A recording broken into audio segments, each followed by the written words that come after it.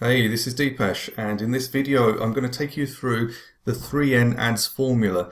This is the formula I use when I'm coming up with the creative, the ads for Facebook, and trying to kind of capture that attention and that click from Facebook ads as well, or the engagement for a video. And so this 3N ads formula is all about how to win the newsfeed, not from a technical point of view, but from a kind of visual and persuasive point of view as well. What does the N stand for? So the N is nudge, the 3 nudge ads formula. A nudge is moving someone from one point to another, and in this instance, there are 3 key nudges that I want to introduce as a concept for you to consider how you actually construct your ads. So from the visual and the copy, etc., and how you actually construct that into your delivery within the newsfeed as well. And so I wanted to kind of pull a description from Wikipedia, which I feel covers the kind of concept behind the nudge and also how I use it within ad creation as well. And one of the key things it talks about here is influencing the choice that someone has, but in a way that does not force them to do so. So in this descriptor, it says to count as a mere nudge, the intervention must be easy and cheap to avoid. So the nudge in itself has to be fairly fluent. It has to be without kind of friction for the person that you're trying to influence. Nudges are not mandates, so you don't, if you say this is what you absolutely have to do, that's not necessarily a nudge. Putting fruit at eye level counts as a nudge.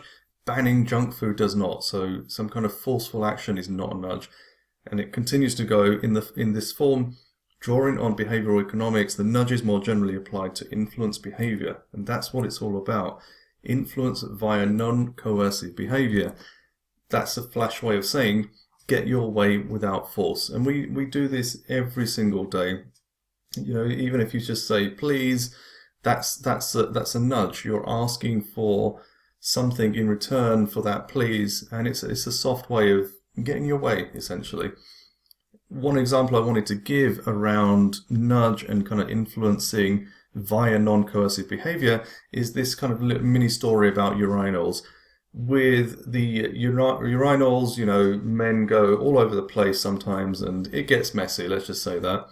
What these guys actually introduced was to put a sticker, in this case a sticker of a fly, in place to help men guide their flow.